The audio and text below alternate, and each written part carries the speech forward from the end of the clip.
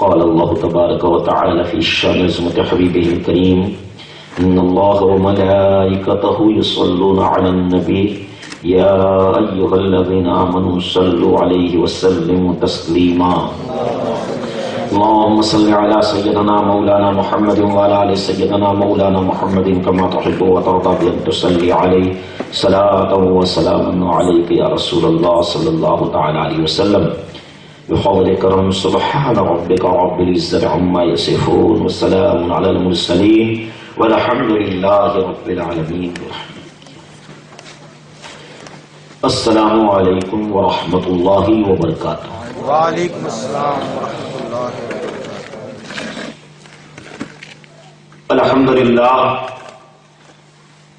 الحمد للہ رب العالمین والعاقبۃ للمتقین والصلاة والسلام على رسوله محمد وعلى آلہ واصحابہ اجمعین. اما بعد فاعوذ باللہ من الشیطان الرجیم بسم اللہ الرحمن الرحیم.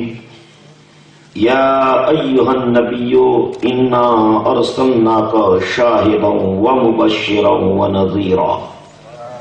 صدق اللہ المولانا العظیم وبلغنا رسولہ النبی الامین المتین الکریم ونحن على ذلك لمن الشاہدین والذاکرین والحمد للہ رب العالمین. محترم سامعین عزیزان ملت اسلامیہ، آئیے سب سے پہلے ہم اور آپ تمامی حضرات مل جل کر آقا نامدار مدنی تاجدار وہ دانائی سبل ختم الرسل مولائی کل کے جس نے غبار راہ کو بخشا، فروغ وادی سینہ نگاہش کو مستی میں وہی اول وہی آخر، وہی ظاہر وہی باطن، وہی یاسین وہی طٰہٰ وہی قرآن وہی فرقان، کہ جس کا نام نامی اسم گرامی جناب احمد مجتبی محمد مصطفیٰ صلی اللہ تعالی علیہ وسلم کی بارگاہ بے کس پناہ میں جھوم جھوم کر درود پاک کا نذرانِ عقیدت پیش کریں اور پڑھیں. اللہم صلی علی سیدنا مولانا محمد وعلی آل سیدنا مولانا محمد کما تحب وترضى بأن تصلی علیہ صلاة وسلام علیک یا رسول اللہ صلی اللہ تعالی علیہ وسلم.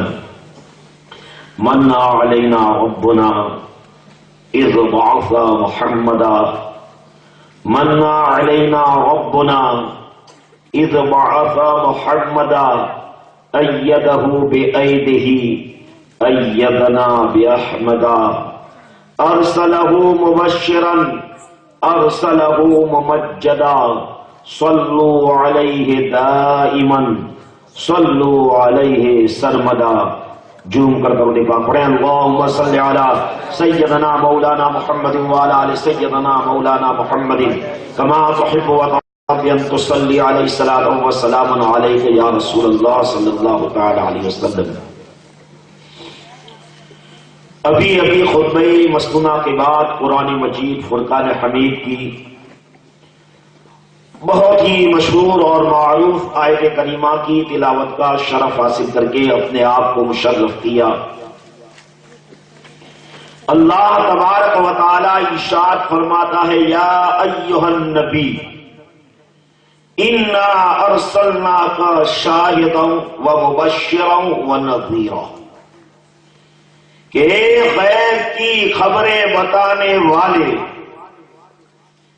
بے شک ہم نے آپ کو بھیجا حاضر و ناظر بنا کر، خوشخبری سنانے والا بنا کر، اور اللہ کا خوف دلانے والا بنا کر. اس آیت مقدسہ کے اندر اللہ تبارک و تعالی نے اپنے محبوب کی کئی صفتوں کو بیان کیا. ایک صفت کہ غیب کی خبریں بتانے والا، اس پر کچھ گفتگو ہو چکی ہے. آج ہم آگے بڑھیں گے کہ اللہ نے بھیجا شاہد بنا کر. شاہد کا معنی حاضر و ناظر بنا کر.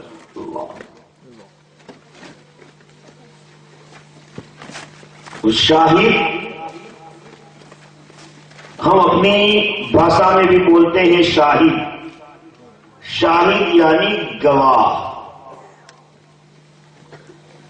آپ سوچیں کہ گواہ کون بن سکتا ہے؟ اپنے معمولی مثالوں کے ذریعے آپ کو بتاؤں کہ کہیں پر رمضان مبارک کا چاند ہوا تو وہاں گواہ کی ضرورت پڑتی ہے. خبر تو کوئی لا سکتا ہے، خبر مستفیض اور، لیکن جہاں شاہد کا معاملہ ہو، گواہ کا، تو گواہ کا وہاں موجود ہونا، حاضر ہونا ضروری ہے. اور گواہ نے وہ دیکھا بھی ہو. ارے یہاں چاند ہوا ہو لیکن کسی نے دیکھا نہیں، اور باہر سے کوئی گواہی لینے کے لیے آئے، اس سے پوچھا جائے کہ آپ چاند ہونے کی گواہی دیں گے؟ کہا میں نے نہیں دیکھا. تو گواہ قابل قبول نہیں. تو گواہی کے لیے حاضر بھی ہونا ضروری ہے، یعنی وہاں موجود بھی ہو اور ناظر بھی ہو، یعنی دیکھا بھی ہو. جب وہ گواہ ہوتا ہے تو اللہ تبارک و تعالیٰ نے اپنے محبوب کو حاضر اور ناظر بنا کر کے بھیجا. سامعین کرام، آپ سوچیں کہ گواہ کا معاملہ کیسا ہوتا ہے. اگر کوئی کورٹ کے اندر مقدمہ ہو اور جج کے سامنے پیش کیا جائے اور کہے یہ قاتل ہے، تو قاتل ہو، قاتل کے لیے گواہ رکھنے پڑتے ہیں کہ بلائے جائے گواہ کو، شاہدوں کو بلائے جائے. جب وہ شاہد بلایا جائے اور شاہد سے پوچھا جائے، گواہ سے پوچھا جائے، اپنی بھاشا میں جس کو ساکشی کہتے ہیں اس سے پوچھا جائے کیا اس نے قتل کیا ہے، تو وہ کہہ رہا ہاں قتل کیا ہے. کیا تم وہاں موجود تھا؟ نہیں، میں تو نہیں تھا، میں وہاں موجود نہیں تھا. تو فوراً شہادت کھا دی، گواہی کھا دی. جج کہہ دے گا کہ جب وہاں موجود نہیں تھا تو گواہ کیسے بن سکتا ہے؟ گواہ کے لیے وہاں موجود ہونا ضروری. دوسرا، یہاں میں وہاں موجود تھا. ہاں تو موجود تھا ضرور. کیا اس نے قتل کیا؟ تو نے اس کو دیکھا کہ نہیں میں نے دیکھا نہیں. ارے میں تو اس دیوار کے پیچھے گیا تھا اور یہاں قتل ہو گیا. تو وہاں موجود تھا لیکن دیکھا نہیں، تو اس کی گواہی قابل قبول نہیں. تو اللہ تبارک و تعالیٰ نے اپنے محبوب کو شاہد بنا کر کے بھیجا، یعنی محبوب موجود بھی ہے اور دیکھ بھی رہے ہیں. ارے یہ گواہی کیسی ہوگی؟ آج بھی یہ معمول اور دستور ہے کہ شہادت در شہادت، یعنی شہادت شاہد نے دوسرے سے شہادت لی ہو، وہ بھی تو قابل قبول ہوتی ہے. آپ تاریخ کے اوراق کو اٹھا کر کے دیکھیں، اتہاس کے پنوں کو پلٹ کر کے دیکھیں. حضرت آدم آئے، لوگوں سے کہا کلمہ پڑھو لا الہ الا اللہ آدم و خلیفۃ اللہ.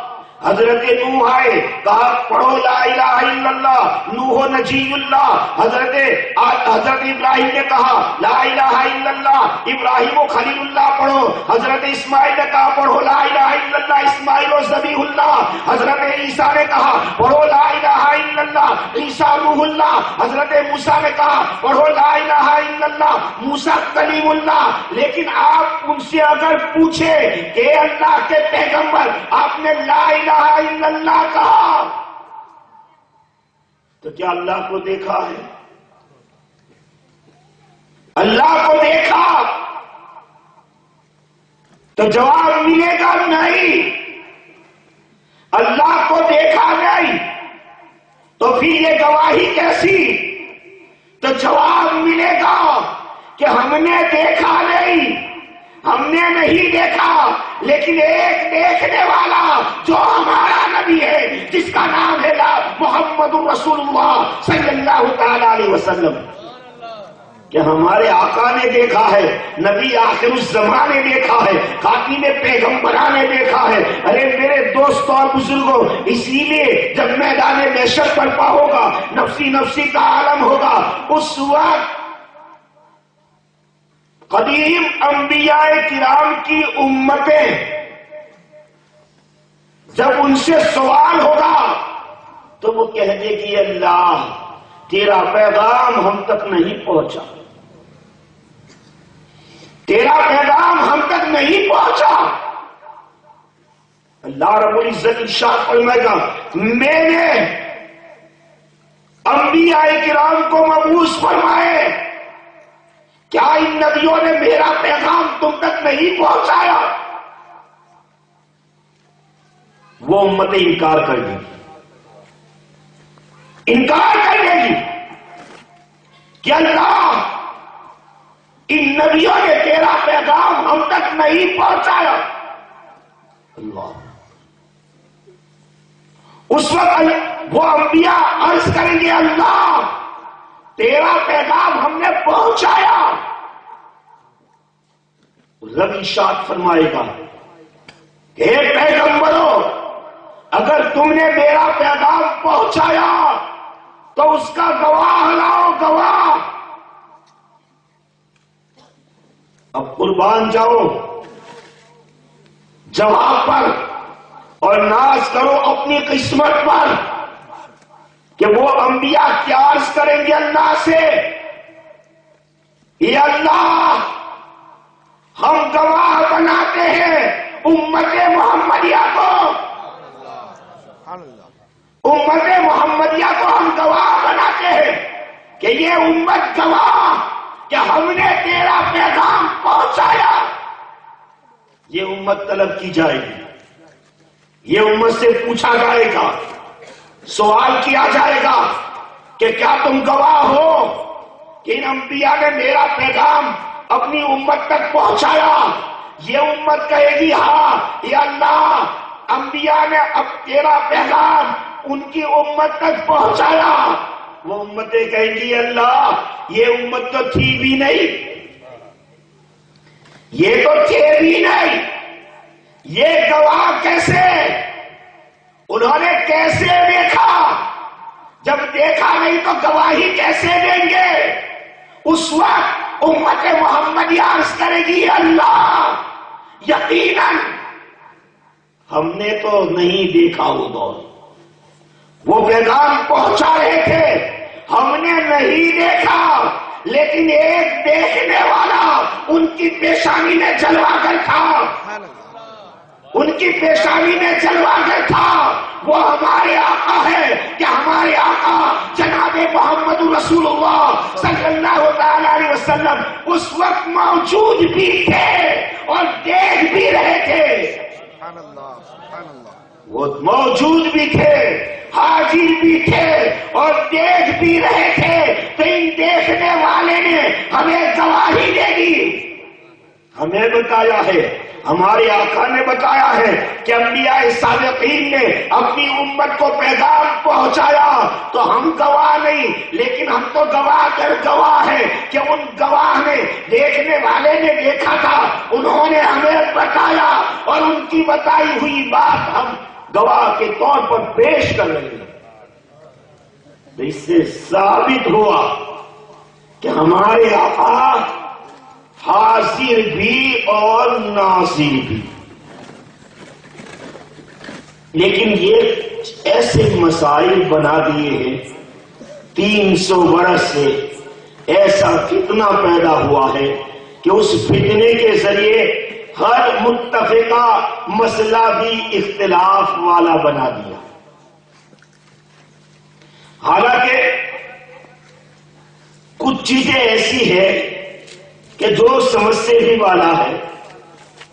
ارے حاضر اور ناظر، حاضر اور ناظر اگر بغیر کسی تشریح کے اللہ کے لیے بولے جب بھی فتوی لگ جائیں گے، اس لیے کہ حاضر ہونے کے لیے جسم کا ہونا ضروری، دیکھنے کے لیے آنکھ کا ہونا ضروری، اور اللہ جسم و جسمانیت سے پاک ہے، لیکن وہ اپنی قدرت کاملہ سے ہر جگہ موجود بھی ہے اور ہر چیز دیکھ بھی رہا ہے۔ آپ یہ نہ سوچیں ہر مسئلے کے اندر ہم سنیوں کا یہ فیصلہ ہے کہ کسی بات میں بھی رسول اللہ خدا کے برابر ہو ہی نہیں سکتے۔ اہل سنت والجماعت کو بدنام نہ کیا جائے، اہل سنت والجماعت کو بدنام نہ کیا جائے کہ سنی رسول اللہ کو خدا سے بڑھا دیتے ہیں۔ ارے بڑھانے کی بات تو چھوڑو، برابر بھی کبھی ہم نہیں کہتے۔ کوئی بھی عالم کہیں بھی کسی وقت بھی یہ نہیں کہتے کہ رسول اللہ اللہ کے برابر اس چیز میں نہیں، کسی چیز میں نہیں۔ اللہ اللہ ہے اور رسول اللہ ہے، لیکن یاد رکھو یہ لوگ ایک میزان ترازو لے کر کے نکلے ہیں اور ہر چیز کو ناپنے لگے ہیں، حالانکہ یہ ان کی پہنچ کے بہت دور ہے، ان کی پہنچ سے بہت دور ہے، اس لیے کہ یہ سب معرفت کا معاملہ ہے، یہ عشق کا معاملہ معرفت کا معاملہ ہے۔ اور یاد رکھو دو لفظ ہیں، ایک شرع، شریعت کا اس کا اصلی لفظ ہے شرع، اور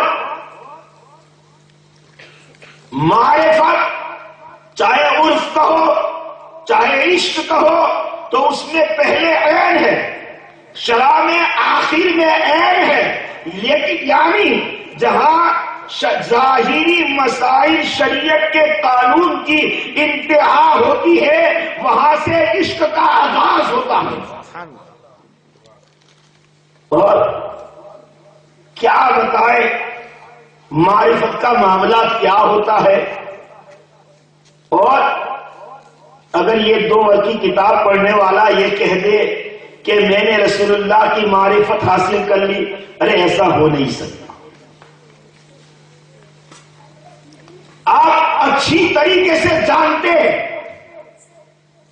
کہ سرکار کی ذات سے دنیا میں سب سے قریب میں ہے، بلکہ آج بھی سرکار کے پہلو میں آرام فرما ہے وہ سیدنا صدیق اکبر کی ذات، اور سرکار کے رازدار جس کو کہا جاتا ہے وہ سیدنا صدیق اکبر۔ ارے ان کے مقام کو خاموش شما کیا بیان کر پائیں گے؟ بعد نبی انبیاء کے بعد سب سے بڑا مقام ہے تو وہ سیدنا صدیق اکبر کا ہے، اور میرے آقا کیا ارشاد فرماتے ہیں، یا بابا لم یعرف کی حقیقت الا ربی، کہ ابو بکر میری حقیقت کو میرے رب کے سوا کوئی نہیں جانتا۔ جب سیدنا صدیق اکبر نہیں جانتے تو یہ مولوی کیسے جان سکتا ہے؟ جب سیدنا صدیق اکبر نہ جانے اس مقام کو کہ اللہ نے کون سا مقام دیا ہے، نہ ان کے مقام کو کوئی سمجھ سکتا ہے، نہ ان کے حسن کو کوئی سمجھ سکتا ہے، نہ ان کی عظمت کو کوئی سمجھ سکتا ہے۔ اگر سمجھنے والی ذات ہے جو جانتی ہے، بلکہ اس کو کیا سمجھتا، وہ جانتی ہے، وہ پیدا کرنے والی ذات ہے، وہ اللہ ہی کی ذات ہے۔ تو اللہ تبارک و تعالیٰ نے اپنے محبوب کو شاہد بنا کر کے بیچا، حاضر و ناظر، یعنی مطلب کہ ایک وقت میں کئی جگہ پر موجود رہ سکتے ہیں۔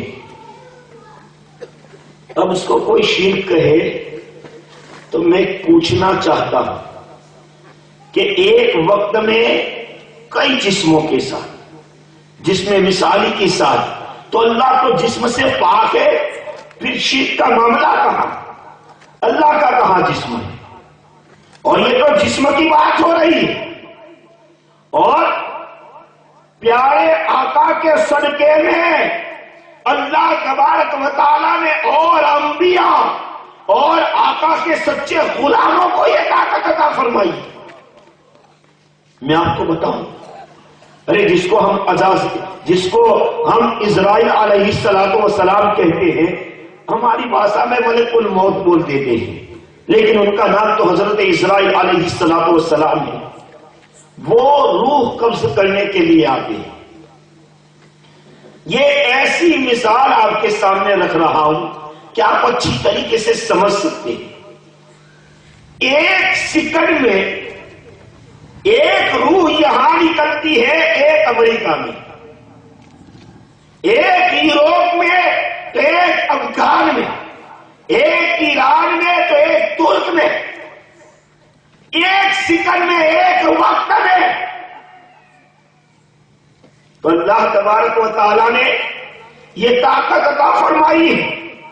اب کوئی کہے کہ نظر نہیں آتے، سرکار ہر جگہ ہے تو نظر نہیں آتے، تو میں پوچھنا چاہتا ہوں، ارے حضرت اسرائیل علیہ السلام بھی نظر نہیں آتے، حالانکہ ان کا جسم کتنا بڑا ہے۔ ہمارے مفسرین کرام ارشاد فرماتے ہیں حضرت اسرائیل علیہ السلام کے جسم کے بارے میں کہ ان کا جسم کتنا بڑا ہے۔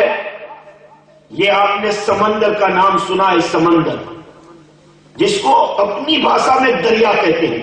یہ معاملہ کچھ عجیب ہے، گجراتی میں سمندر کو دریا کہتے ہیں، اردو میں دریا ندی کو کہتے ہیں، دریا ندی کو کہتے ہیں، اور دریا کو سمندر کہتے ہیں اردو میں۔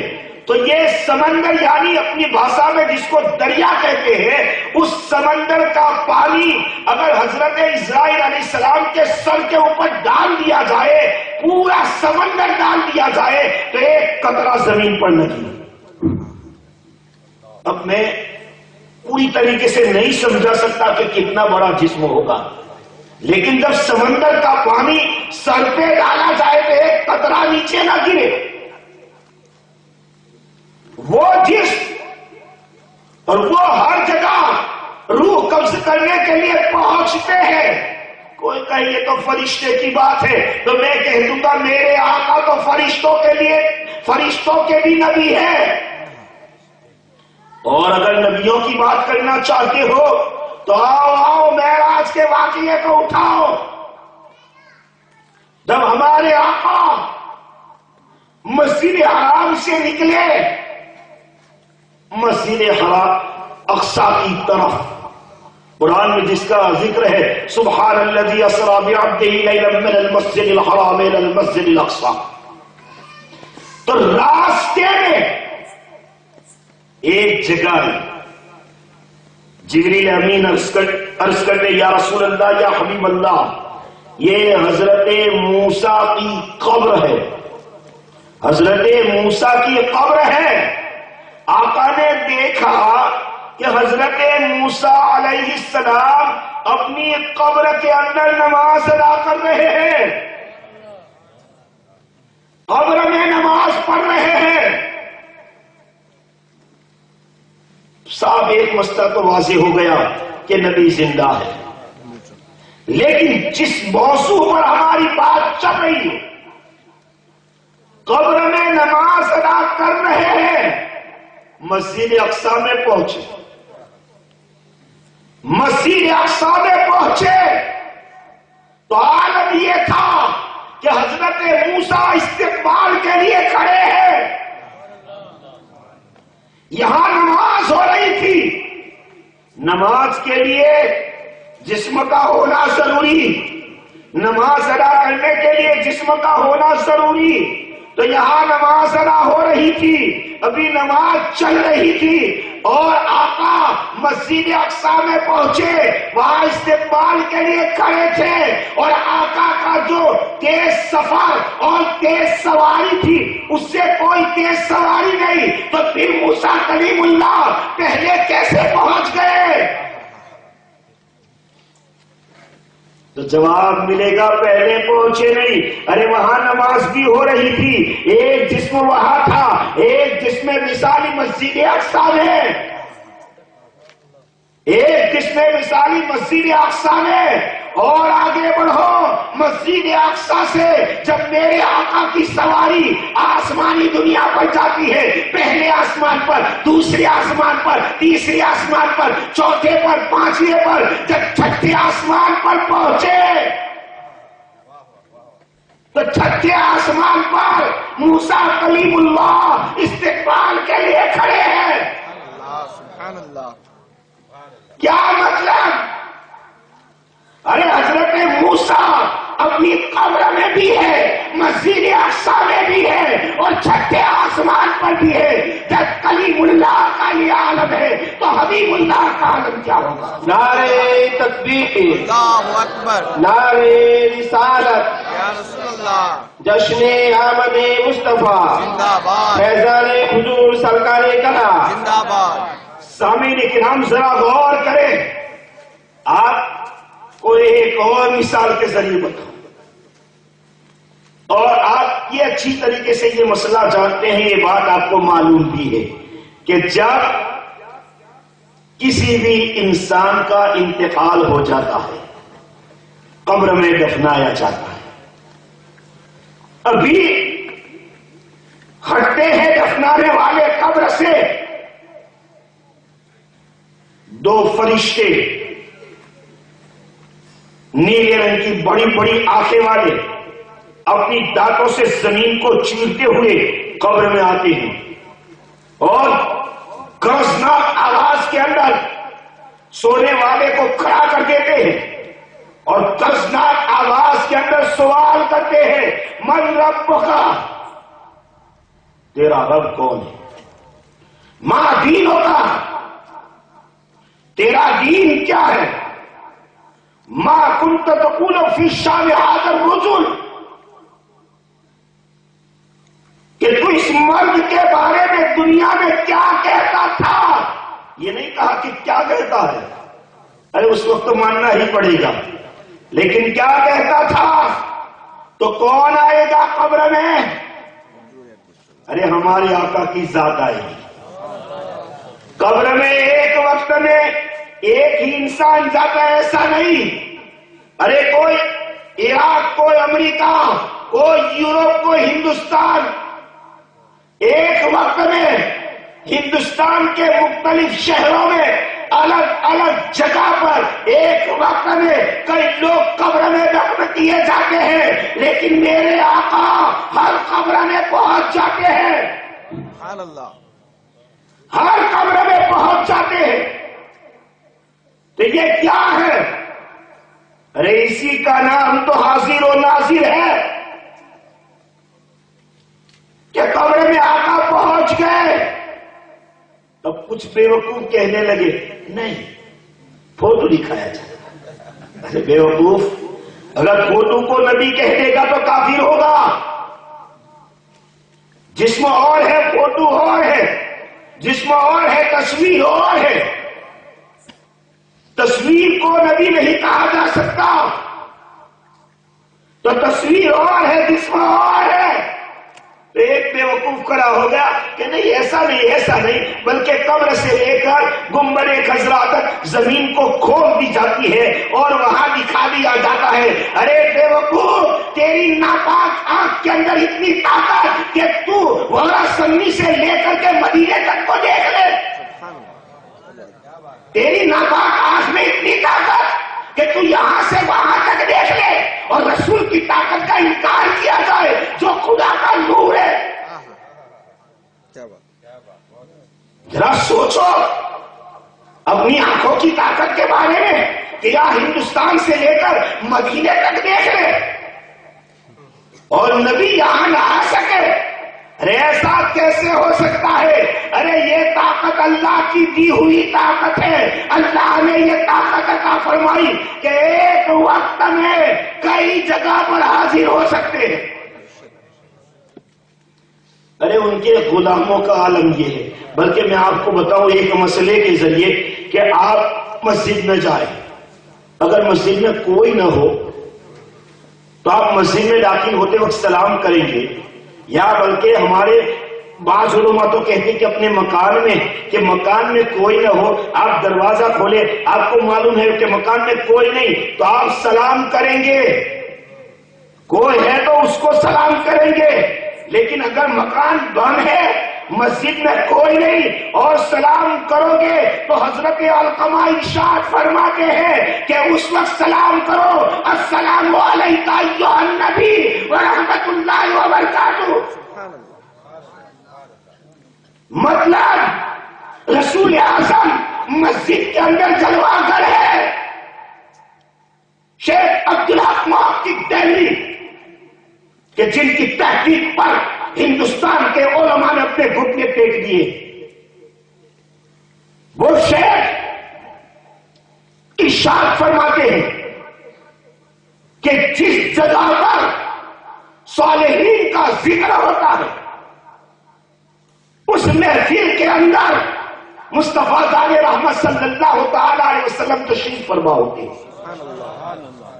ہم بھی اس امید کے ساتھ بیٹھے ہیں، ان کے اوپر فرض نہیں ہے، ان کے اوپر کوئی واجب نہیں ہے کہ ان کو آنا ہی ہے، لیکن یہ ان کی رحمت کا معاملہ ہے، ان کے نوازنے کا انداز ہے۔ ہم امید لے کر کے بیٹھے ہیں، آشا کے ساتھ بیٹھے ہوئے ہیں کہ ہم نے بھی اللہ اور اس کے رسول کا ذکر کرنے کے لیے محفل سجائی ہے تو یقین بولتا ہے کہ آقا اپنے غلاموں پر کرم فرماتے ہوئے اس محفل کے اندر جلوہ گر ہوں گے۔ وہ اور بات ہے کہ ہماری آنکھوں کے اندر وہ طاقت نہیں کہ ہم دیکھ سکیں۔ آپ کو میں کتنے واقعات کے ذریعے بتاؤں، اگر اولیاء کرام کی فہرست کو اٹھانا شروع کریں گے تو ہزاروں کی تعداد میں اولیاء ہے جو اپنے شہر میں بھی رہتے تھے اور حج کے دنوں میں حج کرنے کے لیے بھی پہنچتے تھے۔ بلکہ آپ کو میں بتاؤں، سرکار غوث اعظم رضی اللہ تعالیٰ عنہ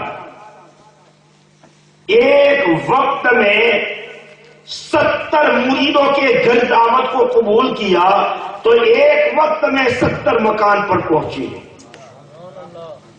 70 مکان پر پہنچے ہیں۔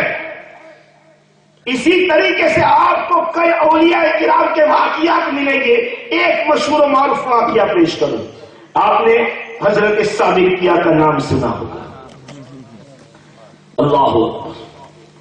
ان کے ایک مرید نے پوچھ لیا تھا کہ سرکار فنا کیا ہے، بقا کیا ہے؟ اللہ اکبر، فنا کیا، بقا کیا؟ حضرت نے ارشاد فرمایا کہ وقت آئے گا میں بتا دوں گا، اس لیے کہ حضرت کا معاملہ بہت نرالا تھا۔ صابریہ کے جلال کا عالم یہ تھا کہ کئی کلومیٹر دور رہنا پڑتا تھا، اکیلے رہتے تھے، کوئی قریب میں جائے تو جل جائے، یہ عالم تھا۔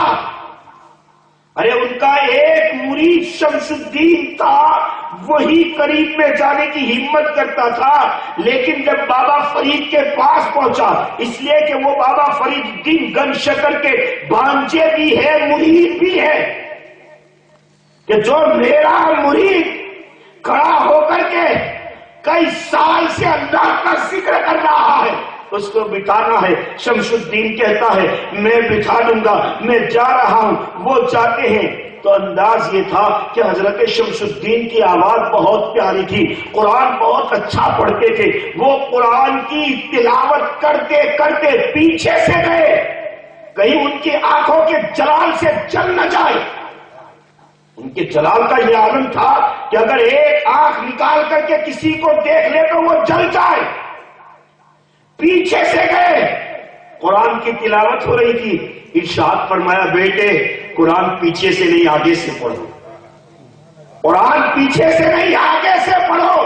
جب حکم ہوا آگے آئے، کہا قرآن بیٹھ کے پڑھو، قرآن بیٹھ کے پڑھو۔ اللہ اکبر۔ عرض کیا سرکار آپ پیر ہو کر کے کھڑے ہیں، میں مرید ہو کر کے بیٹھوں، یہ کیسے ہو سکتا ہے؟ سرکار آپ بیٹھ جائیں، آپ بیٹھ جائیں، میں بیٹھ کر کے پڑھتا ہوں۔ تو اس وقت صابریہ بیٹھ جاتے ہیں۔ حضرت صابریہ کا جب آخری وقت آیا، وصیت فرمائی کہ میری جنازے کی نماز پڑھانے کے لیے ایک گھوڑے سوار آئے گا، تم تیار کر کے رکھ دینا، کمرہ پہلے بند کر دینا، تمہیں غسل دینے کی ضرورت نہیں، لیکن کمرے سے پانی نکلنا بند ہو جائے، سمجھ لینا کہ غسل ہو چکا ہے، اور اس کے بعد دروازہ کھولنا۔ ایسا ہی ہوا، دروازہ کھولا تو کفن بھی پہنایا ہوا تھا، غسل بھی دیا ہوا تھا، اور اس کے بعد جنازہ رکھ دیا گیا۔ انتظار تھا، اتنے میں ایک گھوڑے سوار آتا ہے، گھوڑے سوار کا آنا تھا، اس وقت آ کر کے مصلی پر کھڑے ہو گئے، چہرے کے اوپر نقاب ڈالا ہوا تھا، جنازے کی نماز پڑھائی، امامت کے مصلی پر کھڑے ہو گئے، نماز ہو گئی، گھوڑے پر سوار ہو کر کے جانے لگتے ہیں۔ وہ خاص مرید کھڑا ہو جاتا ہے، سرکار آپ اپنا نام بتا دیجئے، اس لیے کہ میں اتہاس لکھوں گا، تاریخ لکھوں گا، اگر نماز پڑھانے والے کا نام نہ لکھوں گا تو اتہاس ادھورا ہوگا، تاریخ ادھوری ہوگی، آپ نام بتا دیجئے۔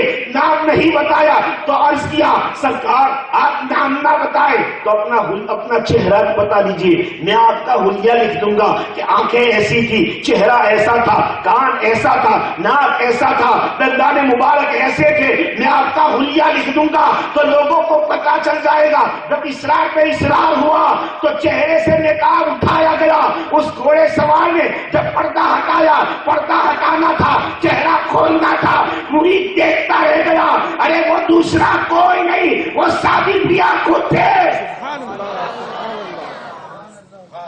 مرید کہتا ہے سرکار یہ کیا ارشاد فرمایا، تو نے سوال کیا تھا کہ فنا کیا ہے، بقا کیا ہے، جو جنازے میں دیکھ رہا ہے وہ بقا فنا ہے، اور جو گھوڑے پر دیکھ رہا ہے وہ بقا ہے۔ سبحان اللہ، سبحان اللہ۔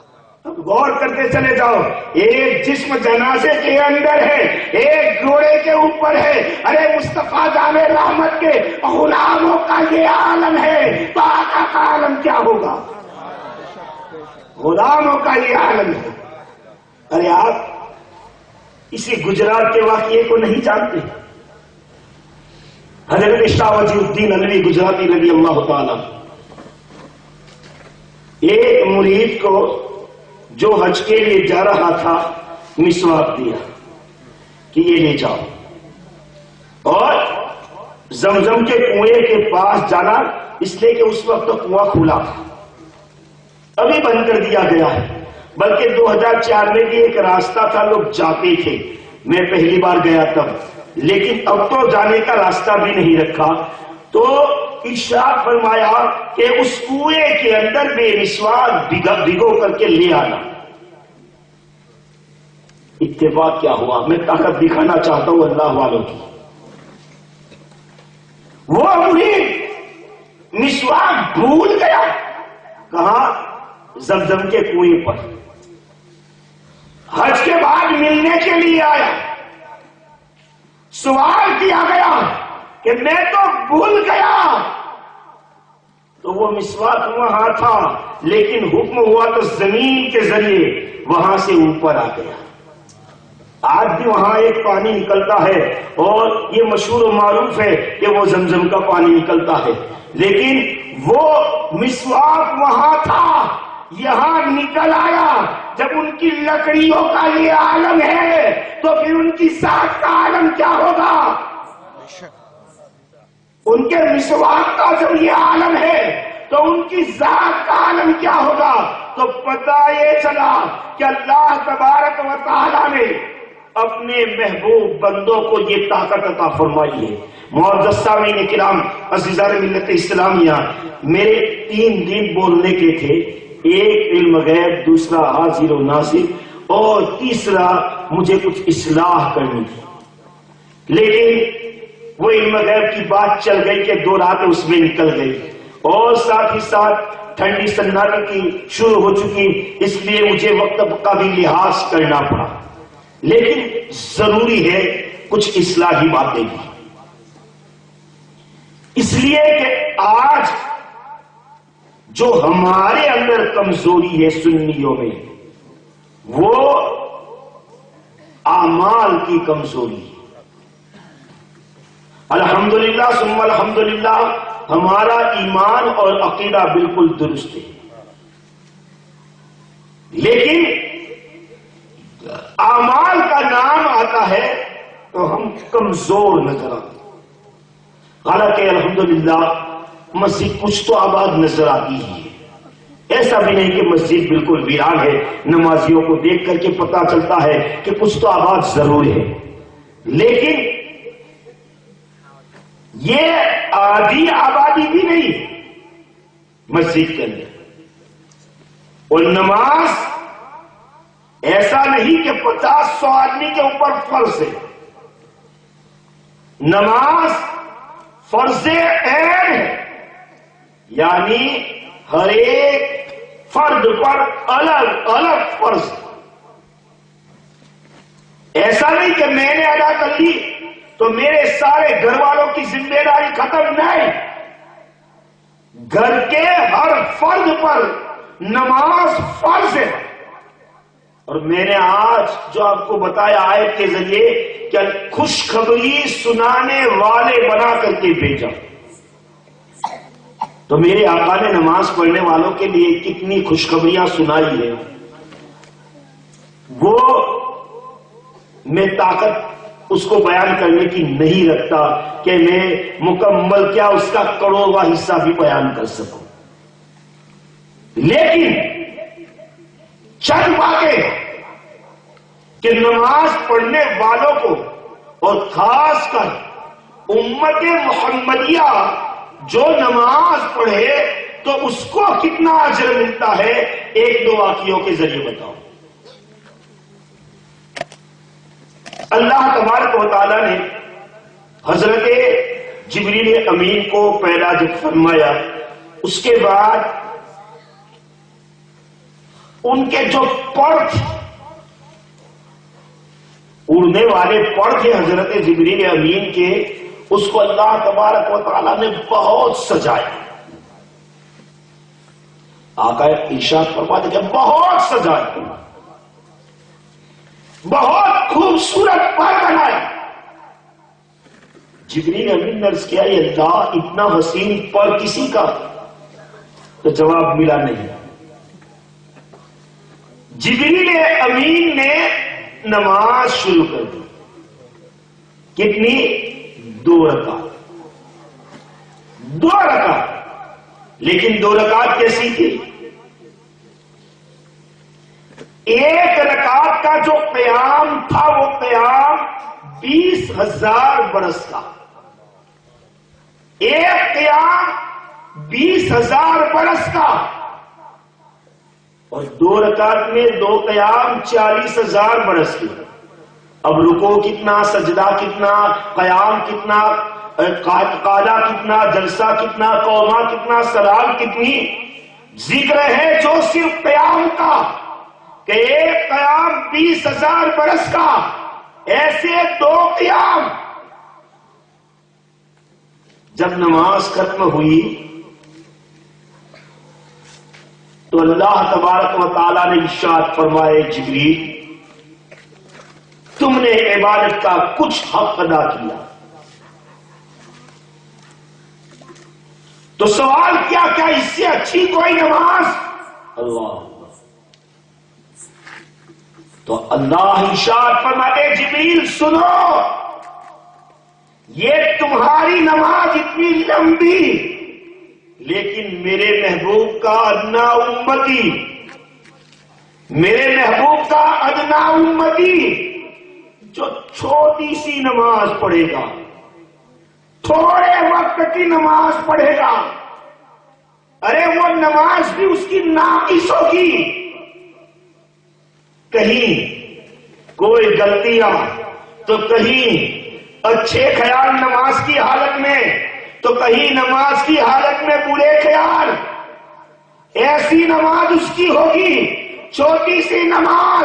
لیکن اے جبریل سنو، تمہاری نماز سے زیادہ ثواب وہ میرے محبوب کا امتی پائے گا. غور کرو، 20,000 40,000 برس کی نماز کی بات نہیں، چھوٹی سی نماز. اور وہ الگ الگ خیال والی نماز جیسی ہم لوگوں کی نماز ہوتی ہے. اس لیے کہ نماز سب پڑھتے ہیں لیکن سب کی برابر نہیں ہوتی. ارے کوئی نماز پڑھنے والا ایسا ہوتا ہے کہ دنیا سے کھو جاتا ہے. جیسا کہ میرے آقا نے ارشاد فرمایا، اے لوگوں نماز پڑھو، ایسی نماز پڑھو کہ گویا تم اللہ کو دیکھ رہے ہو. اور اگر یہ طاقت تمہارے پاس نہیں تو کم سے کم ایسی نماز پڑھو کہ اللہ تمہیں دیکھ رہا. تو ہماری نماز تو وہ ہے کہ اللہ ہمیں دیکھ رہا ہے. لیکن اللہ کے کچھ بندے ایسے بھی ہیں جو اللہ کو بیداری میں دیکھنے کی تو طاقت نہیں رکھتے صرف محبوب کے علاوہ، لیکن اللہ کے چلووں کو تو وہ دیکھ لیتے ہیں. بلکہ امام اعظم ابو حنیفہ رضی اللہ تعالیٰ عنہ کے بارے میں تو ہے کہ انہوں نے سپنے میں اللہ کا 99 مرتبہ دیدار کیا. سپنے میں اللہ تعالیٰ کا دیدار 99 مرتبہ کیا امام اعظم ابو حنیفہ رضی اللہ تعالیٰ عنہ نے. اور حضرت امام جلال الدین سیوطی رضی اللہ تعالیٰ کہ انہوں نے بیداری کی حالت میں مصطفیٰ جان رحمت کا دیدار 75 مرتبہ کیا. عالم اللہ والوں کی شان کچھ اور ہوا کرتی ہے، وہ آنکھیں ہمارے پاس نہیں ہے. لیکن حضرت امام جلال الدین سیوطی بیداری کی حالت میں.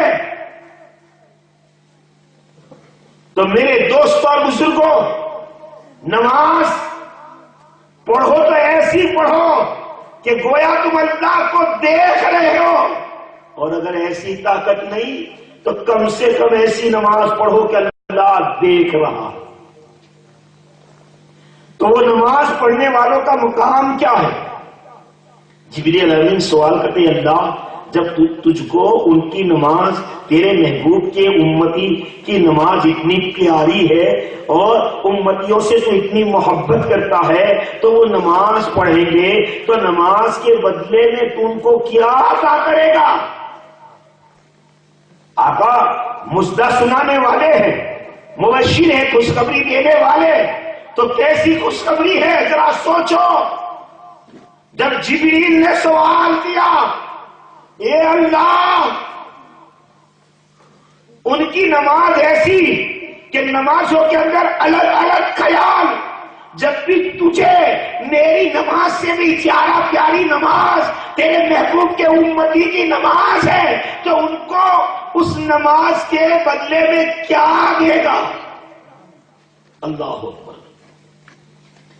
تو اللہ تبارک و تعالیٰ ارشاد فرماتا ہے، اے جبریل میں ان کو جنت المأویٰ عطا کروں گا.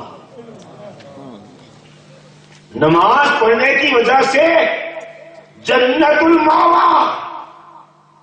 جبریل امین نے عرض کیا، یہ اللہ جنت المأویٰ ہے کیا؟ تو مجھے دکھا دے، میں جنت المأویٰ کو دیکھنا چاہتا ہوں. تو حکم ہوا ہے جبریل اڑنا شروع کرو. ارے ان کی اڑان یہ پرندوں کی طرح نہیں تھی. وہ کتنا تیز اڑتے تھے. ایک اندازہ لگاؤ کہ جب اڑنا شروع کیا تو جیسے ہی ایک مرتبہ پر کو کھولا 2000 کلومیٹر کا فاصلہ. پر کو بند کیا 2000. اب وہ تیزی سے اڑنے لگے. 300 برس تک اڑنے لگے جنت المأویٰ کے اندر. جنت المأویٰ کے اندر 300 برس تک اڑتے رہے. تھک گئے، بیٹھ گئے. اللہ یہ جنت المأویٰ پوری نہیں ہو رہی ہے، میں اتنا اڑ رہا ہوں، کیا آدھی یا پونی تو ہو گئی ہوگی اللہ؟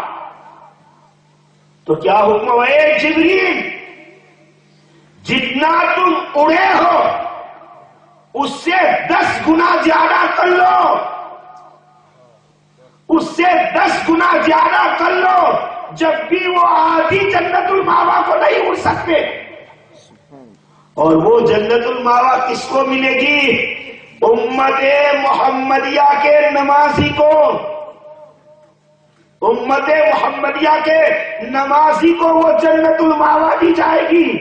اب غور کرو، اتنا بڑا انعام، اتنا بڑا انعام۔ ارے دنیا کی ساری تکالیف تو دور ہوتی ہے نماز سے، لیکن آخرت میں بھی، اور اگر صحیح نماز ہو جائے تو یاد رکھ لو دنیا کی کوئی آفت ہمیں حیران نہیں کر سکتی۔ یہ قرآن کا فیصلہ۔ اور ایک مثال دے دوں اور اس کے بعد اپنی بات کو آگے بڑھا دوں۔ بہت ہی مشہور و معروف واقعہ ہے حضرت نوح علیہ السلام کا،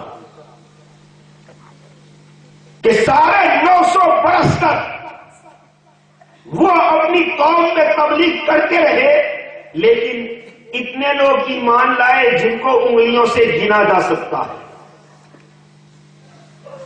لوگوں نے بدتمیزی شروع کی، بد دعا کے لیے ہاتھ اٹھا لیے، حکم ہوا کشتی تیار کرو، اور جب میرا حکم ہو اپنے ماننے والوں کو کشتی کے اوپر سوار کرا دینا۔ تمام ماننے والوں کو یہ بات حضرت نوح کہہ چکے، لیکن اتفاق کیا ہوا؟ جب طوفان کی باری آئی، ارے معمولی طوفان نہیں تھا، زمین سے پانی نکل رہا تھا، آسمان سے پانی گر رہا تھا، یہ پہاڑ غرق ہو گئے تھے، پہاڑ۔ ارے 40 دن کے بعد پانی اتنا کم ہوا کہ وہ کشتی پہاڑ، جودی پہاڑ پر لگی۔ 40 دن کے بعد اتنا سیلاب، اتنا پانی۔ لیکن اتفاق یہ ہوا کہ ایک ضعیفہ بوڑھی عورت ایمان لائی تھی، اس کو کشتی میں بٹھانا رہ گیا۔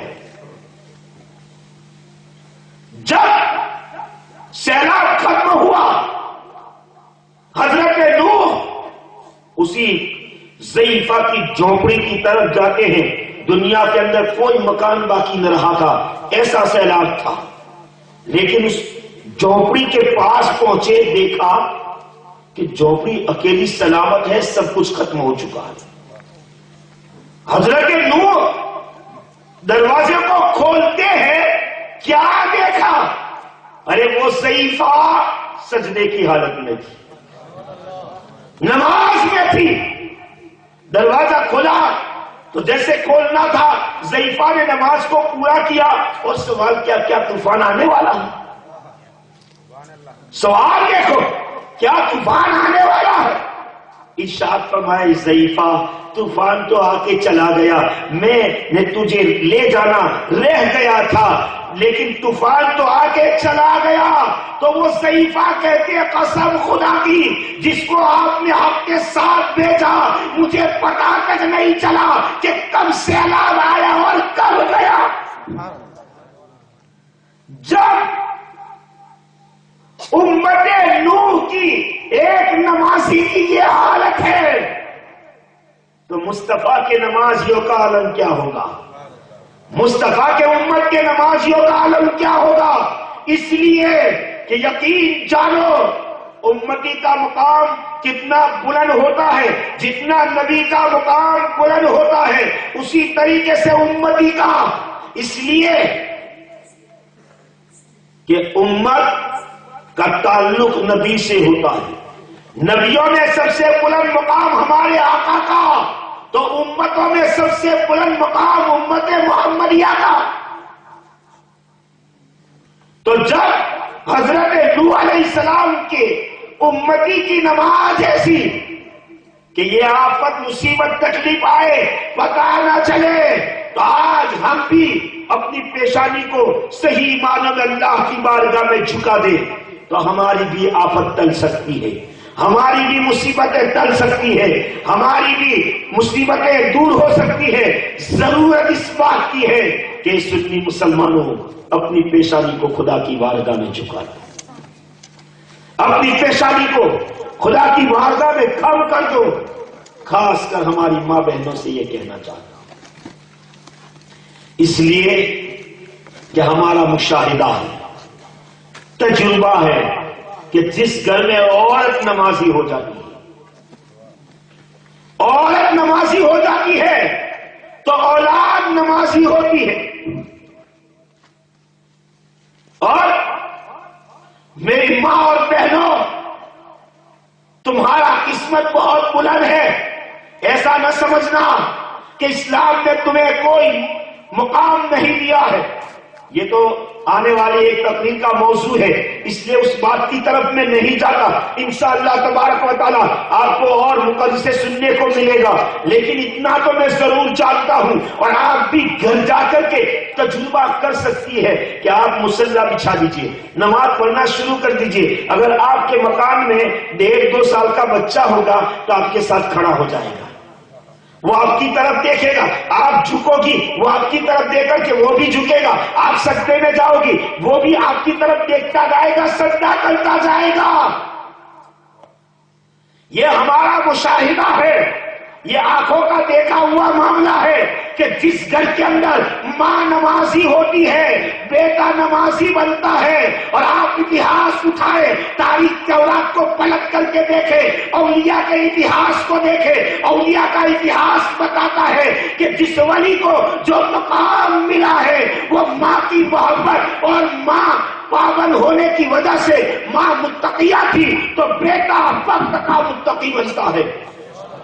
اتہاس اٹھاؤ، اتہاس میں ایک عورت ایسی کہ جس نے نماز ایسی پڑھی کہ جب رات لمبی ایسی ٹھنڈی کی رات نماز عشاء کے بعد نفل کے لیے مصلی بچھا دی، ایک سجدے میں رات پوری ہو جاتی تو وہ اللہ کی بندی سیدہ فاطمہ زہرا اللہ کی بارگاہ میں عرض کرتی ہے، اللہ رات کو لمبی کر دے تاکہ تیری بندی فاطمہ جی بن کے سجدہ کر لے۔ تو جب سجدے ایسے تھے تو سوچو بیٹا کیسا، سجدہ ماں کا اتنا لمبا، تو بیٹے نے ماں سے سجدہ سیکھا۔ دنیا جانتی ہے کہ بیٹے کا سجدہ ایسا سجدہ کہ لاہور کا کلندر پکار اٹھا کہ اسلام کے دامن میں اس کے سوا اور کیا ہے، ایک سجدہ ید اللہ، ایک سجدہ شبیر۔ کہ بیٹے نے سجدہ کیا تو کرپٹ بلا کی دھرتی پر نیروا کی خارزار باریوں میں، تیروں کی بوچھاروں میں اور تلوار کے سائے تلے سجدہ کیا۔ ارے یہ سجدہ اثر تھا، فاطمہ کے سجدے کا اثر تھا۔ اتہاس اٹھاؤ، چاہے مخدوم ماہر کا اتہاس ہو، چاہے سرکار غوث اعظم کا اتہاس ہو، چاہے سرکار غریب نواز کا اتہاس ہو، لیکن جو مقام ملا ماں کی دعاؤں کا ثمرہ تھا۔ اور ماں متقیہ تھی، ماں پرہیزگار تھی، ماں طہارت والی تھی، ماں اچھے اعمال کرنے والی تھی، تو بیٹے کو یہ مقام ملتا ہے۔ وقت نہیں تو میں بتاتا، آپ سعدی پیا کا جو ذکر سنا، سعدی پیا کا تذکرہ آپ نے سنا، وہ بھی آپ اگر اتہاس دیکھیں گے تو پتہ چلے گا۔ صرف 2 منٹ میں مختصر طور پر کہہ دوں کہ جب سعدی پیا اللہ اکبر ماں سے کہتی ہے کہ ماں میں معرفت کی منزلوں کو طے کرنا چاہتی ہوں، ماں لے جاتی ہے کس کی دربار میں؟ بابا فرید گنج شکر کے دربار میں۔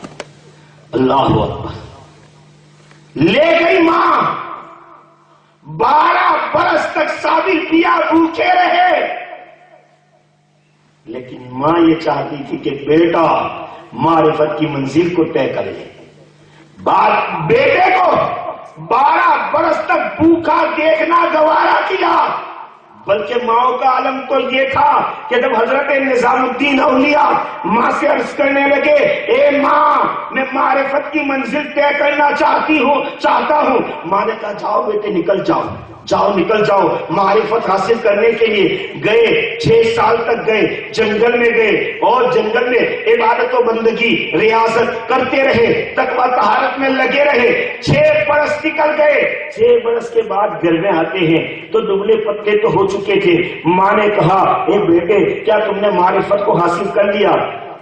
ماں معلوم نہیں, لیکن میں اللہ کی عبادت و بندگی میں لگا رہا. ماں نے سوال کیا بیٹا تم جنگل کے اندر کھاتے کیا تھے پیتے کیا تھے؟